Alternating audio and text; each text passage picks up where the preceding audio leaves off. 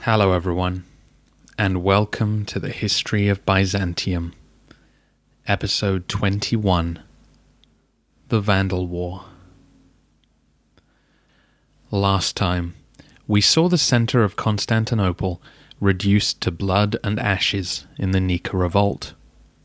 Having successfully put down a serious challenge to his rule, the Emperor Justinian felt certain that it was his duty, his destiny, to push on and restore the Roman Empire to its former glory. The reconstruction of the capital will have to wait for another episode, because only a year after Belisarius slaughtered rioters in the Hippodrome, Justinian handed him the responsibility of recapturing the province of Africa. Africa at this point meant essentially modern Tunisia and a slice of Algeria. As you all know by now, the German tribe of the Vandals had captured Carthage in 439 and had then used the fleet they found in its harbour to conquer Sardinia, Corsica and the Balearics, before sacking Rome and raiding Greece. Peace had then been established, by treaty, during the reign of Zeno. But tensions had remained between Byzantium and the Vandal kingdom. Beyond the obvious geopolitical concerns, it was the issue of religion which had been the most frequent cause of angry letters. The majority of Vandals were Arian Christians, and not only maintained their faith, but actively persecuted their Catholic Roman subjects. I should perhaps pause for a second to clarify what I mean by Catholic. The term Catholic comes from a Greek word meaning universal. So in the time of Justinian, if someone had used the word Catholic, they would have meant the mainstream, legitimate, imperially backed church. This is the same church that I mean when I refer to believers who were Orthodox. I know this may be confusing because of our modern distinction between Greek Orthodox Christians and Roman Catholics. But in the 530s we are a long way from those descriptions. So when I talk about Catholics, I mean all Christians who weren't Arians or Nestorians or some other definitive sect. The reason I keep using the term Orthodox is only to differentiate those who subscribed to the belief system as laid out at the Council of Chalcedon with the Monophysites who questioned it. But at this stage, a Monophysite was still a Catholic, because despite all the arguing, they had not been condemned as heretical. I hope that all makes sense. Successive Vandal rulers had changed their official position as regards their Catholic subjects, some persecuted, some tolerated. As you'll recall from episode 18, the part Roman King Hilderic had made such pro-Catholic overtures that his fellow Vandals feared that he might lead their kingdom back to the empire. His cousin Gelimer seized power in 530, imprisoned Hilderic, and told Justinian to mind his own business. This was a red rag to an emperor who was determined to both restore the former boundaries of the Roman Empire and bring one Christian doctrine to all his people. Adding to the demand for action were the community of African refugees now resident at Constantinople. Many had fled during the persecutions, and some bore scars or mutilations as a result. Once the dust had settled on the Nika revolts, Justinian gathered his advisors and told them of his plans to retake Africa. Procopius tells us that the majority of Justinian's cabinet were opposed to any military campaign. The eternal peace with Persia had just been signed, and it wasn't cheap. The city was in ruins, and to rebuild it would also cost a huge amount. Most of the consistory were afraid of contradicting the emperor's wishes, but John the Cappadocian, so favoured for his outspokenness, voiced their concerns. As Praetorian prefect, and essentially Justinian's treasurer, he pointed out the obvious.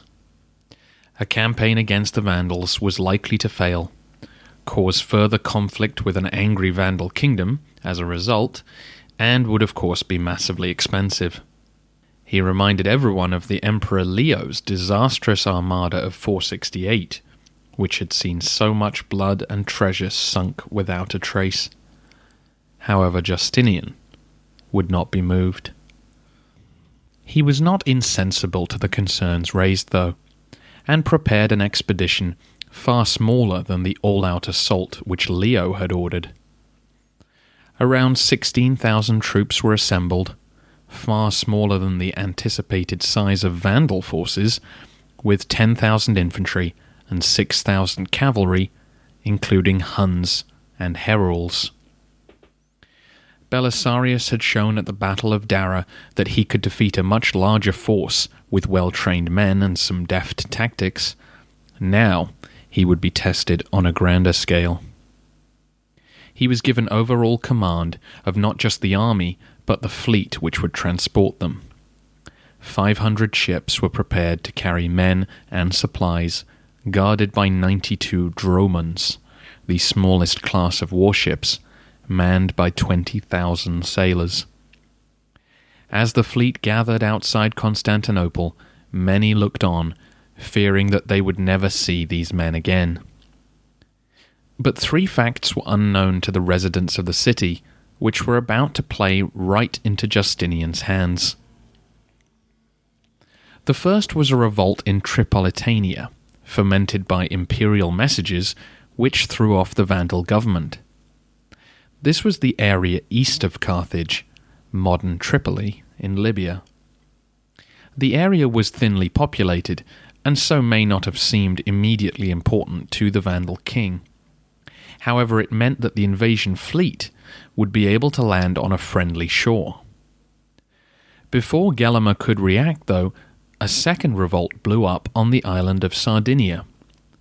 The governor proclaimed himself independent of Carthage and offered submission to the emperor in hope of some aid.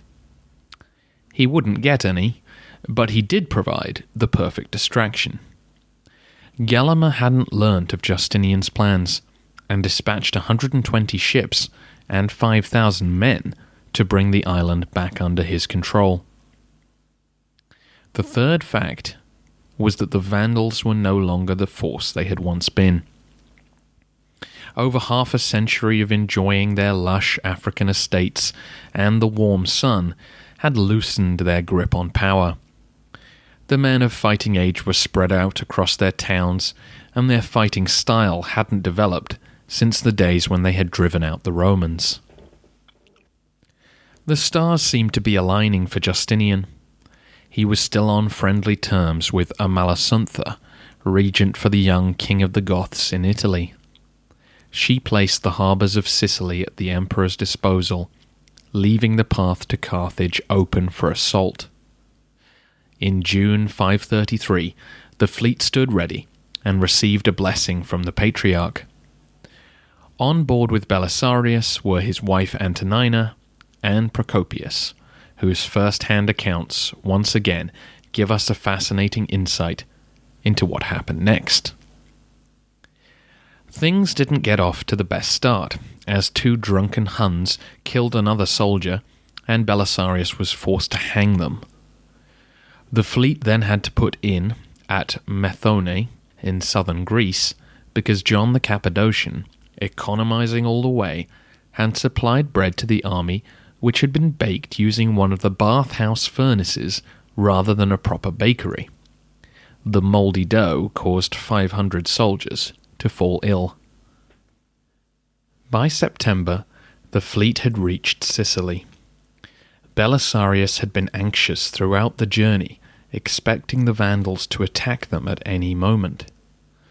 Once safely ashore, he was amazed to learn that the Vandal fleet was in Sardinia, and that Gelimer seemed completely unaware of his approach. Seizing the opportunity, he immediately pushed the fleet to land at Caput Vada, something like 140 miles to the east of Carthage. You can follow all of the action on the brilliant map that I've posted at thehistoryofbyzantium.wordpress.com, and yet again, it's the amazing Constantinus Placidus who put this one together for Wikipedia. Upon reaching the shore, some men pillaged the local farms for food. Again, Belisarius had to discipline them. He told them that they were in Africa to liberate the Roman people from Gelimer. An army of 15,000 would need 30 tons of grain, 13 tons of fodder, and about 30,000 gallons of water a day. Belisarius told them that they were going to buy the supplies they needed from the locals at a fair price, and that way ensure their goodwill toward the invading army. It was about 14 days' journey to Carthage, and so the army moved slowly along the coast, with the fleet following beside. At the first town they came to, Belisarius's policy paid dividends, as he was quickly welcomed by the Roman Africans, who offered to sell their goods to the hungry soldiers. Belisarius also distributed a letter from Justinian declaring that the purpose of the invasion was simply to restore Hilderic and liberate the people from the tyrant Gelimer. The diplomatic campaign worked well, as the army made steady progress along the coast road. Scouts were sent ahead under John the Armenian, while the company of Huns protected the flanks. By now, news had reached Gelimer, who was away from Carthage at the time. He quickly sent word to his brother Amatus at Carthage, giving instructions to kill Hilderic and the other prisoners and bring all the troops in the city south to stop the invasion. The Vandals could probably muster 30,000 soldiers, and they were largely a cavalry force who fought in the traditional Vandal manner, lightly armoured with lance and sword. They were not skilled with bow or javelin as the Byzantines were, and of course 5,000 of these troops were away in Sardinia, but Gelimer could certainly match, if not outnumber, the invasion force. The king set a trap for the Byzantines, correctly predicting that they would stick to the coast road and aiming to catch them in a valley at the 10th milestone from Carthage, Ad Decimum. On one side were rocky hills, on the other a salt plain. Gelimer instructed his brother to meet the Byzantines head-on once they entered the pass. He would sweep down on their rear, and one of his nephews would lead another 2,000 men across the salt plains. The plan required good timing to succeed, though. Belisarius had no idea he was about to be trapped, but fortunately for him, Amatus arrived at the pass early, presumably to scout the location. He was surprised to find John the Armenian's advanced guard already there. John's far better cavalry won the skirmish, killing Amatus and routing his men. The fleeing soldiers caused chaos in the badly organized army that was marching out from Carthage, who were then soon set upon by John's pursuing cavalry. The troops sent round to the salt plains fared just as badly. They now ran into the Huns guarding the Byzantine flank. Although they were outnumbered 3-1, the Huns still slaughtered the Vandals and put them to flight. The Vandals simply had no defense against the composite bow. Gelimer mistimed his arrival too, reaching the pass before Belisarius did. Another Byzantine scouting party was easily driven off, and if Gelimer had charged headlong after these scouts, it's possible he could have swept Belisarius from the field, as his attack would have caught the rest of the Byzantines unaware. Or, if the Vandals had turned back to Carthage, they would have cut off John's forces and possibly captured the Byzantine fleet, which had been separated from the army by the rocky hills around Ad Decimum. Instead, though, when Gelimer reached the valley, he found the dead body of his brother, and wept. He stopped his army there and aimed to bury Amatus nearby. The Byzantine scouts had quickly found their commander, and Belisarius seized on the chance to attack the stationary Gelimer. The Vandals were not lined up ready for battle when the Byzantines arrived and put them to flight. They didn't make for Carthage either, but fled into the countryside. A large part of the Vandal army survived, but the road to their capital was now open. The victory had been won by the cavalry alone. Belisarius had not kept his army together, and the infantry only arrived after the action was complete. It was around the middle of September when the victorious Byzantines entered Carthage. Once again, Belisarius' major concern was to keep his men from looting the city. Once discipline was secure, he led his men in to meet the cheering citizens. The Catholics inside took the opportunity to kick the Arian clergy out and reoccupy their churches. Belisarius gave orders for ditches to be dug and for repairs to be made to the city's walls, and once his day's labours were complete, he was able to seat himself on Gelimer's throne, surrounded by his officers, and enjoy a feast that had been prepared for the Vandal king. Belisarius' smaller army could now rest easy behind Carthage's walls and plan their next move. Although their victory owed much to the superior training and skills of the cavalry, there was a good deal of luck involved too. Gelimer's plan was a good one, but it had been poorly executed, and the king himself had made blunder after blunder, which played into his enemies' hands. It's interesting to speculate what would have happened if Hilderic hadn't been executed. Gelimer had naturally killed his rival so that he couldn't be restored to power. However, imagine if Belisarius had marched into Carthage and Hilderic was there waiting for him.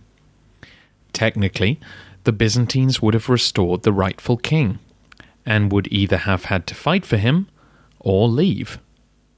Perhaps Gelimer would have been overthrown, and the Vandals reunited as a people. It seems pretty clear that Justinian didn't commit precious resources just to protect Hilderic's right to rule. So it sure would have been awkward if Belisarius reached the throne room only to be told by Hilderic, "Thanks for all you've done, but I'll take it from here."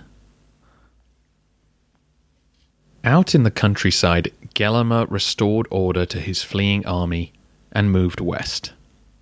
By December, he had reunited with his other brother Sazo, who had returned from successfully quelling the rebellion in Sardinia. They marched to Carthage and cut the aqueducts. The Vandals didn't feel they had the strength to besiege the city, but they were determined to make life as difficult as possible for Belisarius by preventing supplies coming in by land. Gelimer also sent men into the city to make contact with sympathetic citizens who he hoped could persuade the Arian troops in the Byzantine army to desert. Although none of them did, Belisarius became aware that his company of Huns could not be trusted. Their loyalty was highly questionable, and it seemed like they might switch sides should the Vandals gain the upper hand. Gelimer camped some 20 miles west of Carthage at Tricamarum. The camp included a lot of those who had fled from the Byzantines, along with their property, wives, and children. By mid-December, Belisarius decided that it was time to attempt battle. He felt a decisive blow could scatter the Vandals, and had decided that he would prefer to deal with mutinous soldiers out in the field rather than letting them spend their days eyeing the city gates. Again, though, Belisarius didn't keep his forces together and allowed his cavalry to get far ahead of the infantry. Battle was therefore joined without full force. But again, the superior Byzantine cavalry was too much for the Vandals. Clad in chainmail and firing volley after volley of arrow into the enemy centre, the Vandals had no comeback. Zazo was killed, and his men could only attempt meagre sorties before being driven back. On the third occasion that the Byzantines made a charge at them, the Vandals broke and fled. As they did so, the Huns finally joined the battle and helped to cut down some of the fleeing men. As the Vandals scattered, the Byzantines came across their camp. After months of self-denial, the army engorged itself on the people and treasure they found there. Procopius notes with alarm that discipline was abandoned, and had the Vandals managed to rally and return, Belisarius's men would have been cut to pieces. But that didn't happen. Gelimer was a broken man, and rode away as fast as he could. His men followed suit, with many fleeing for the sanctuary of churches. Once again, Belisarius had been handed victory by a combination of superior troops and his opponent's blunders. Of course, victory is all that would matter back in Constantinople, and news of the success thrilled Justinian. Belisarius led his army to the city of Hippo, where they collected the Vandal royal treasury, which modern estimates guess would have paid for the whole campaign. Other towns were easily secured. As you may recall, the Vandals had destroyed the city walls of every other major town to prevent rebellion. The islands of the Mediterranean were scooped up too by the imperial fleet, and the Byzantine navy also took possession of two important forts on the African coast near the Straits of Gibraltar. The interior of modern-day Morocco was beyond recovery. Justinian was also about to discover that restoring all of Roman Africa would be far harder than just kicking the Vandals out. The Moorish tribes had long enjoyed freedom from imperial rule, and had improved on that position during the Vandal occupation. They weren't going to bow the knee to Justinian either, and prepared to further harass the settled communities. Meanwhile, Gelimer fled to Mount Papua, where he and his supporters could hide from the Byzantines. At the foot of the mountain, Pharas and his heralds, that we met at the Battle of Dara, waited him out. The cold winter months didn't improve the mood of either side, and Pharas sent a note to Gelimer urging him to give up. Gelimer wouldn't do it, but he did ask for a sponge, a loaf of bread, and a lyre. This odd request was granted, so that Gelimer could bathe his swollen eyes, eat some baked bread, and compose a song to his tribulations.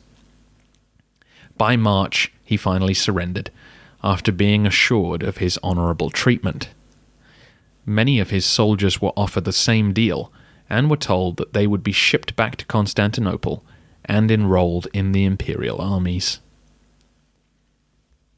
Despite his total victory, Belisarius was not popular amongst some of his sub-commanders.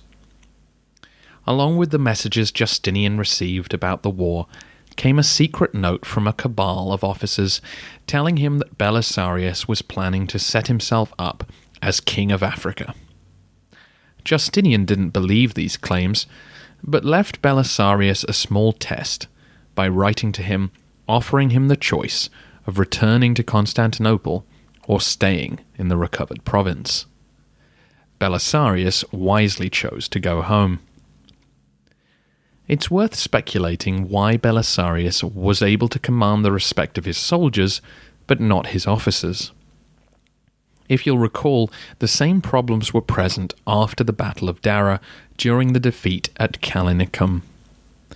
The suspicion of Procopius is that it was Belisarius's wife Antonina who was the problem.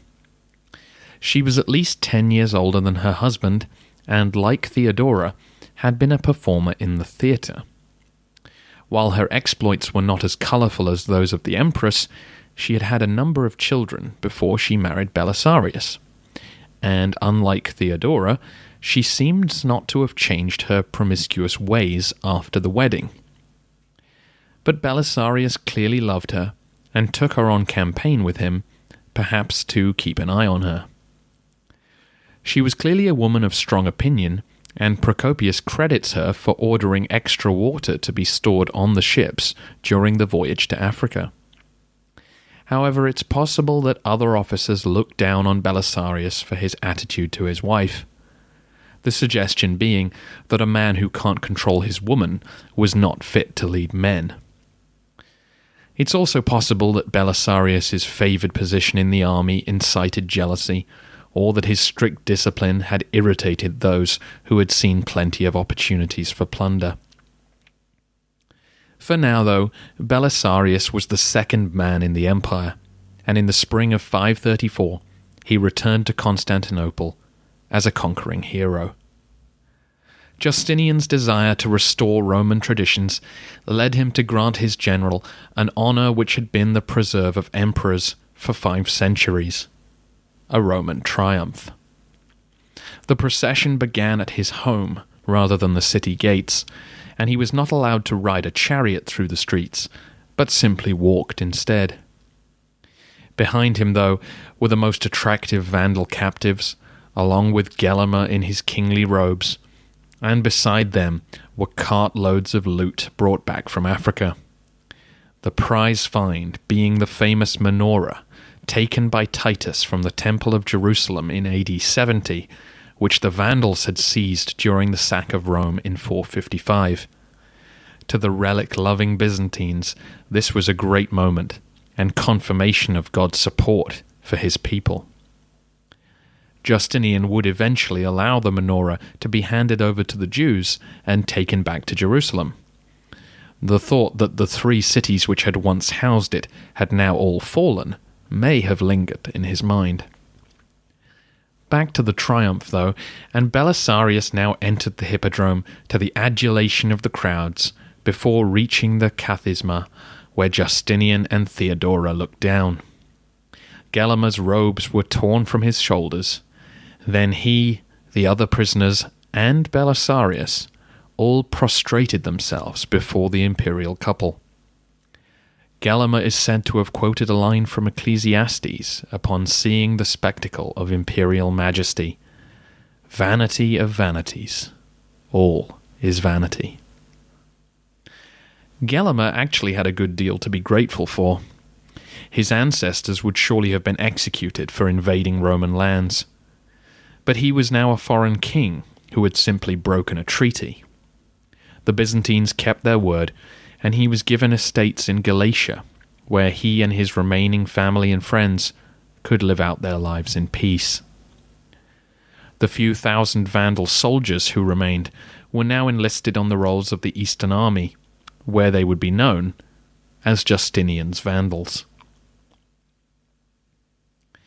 I think it's worth making 2 points about the reconquest of Africa, which are often discussed in the history books. The first is that it's often taken for granted that the Roman Empire had reached some sort of natural point of dissipation when the West fell.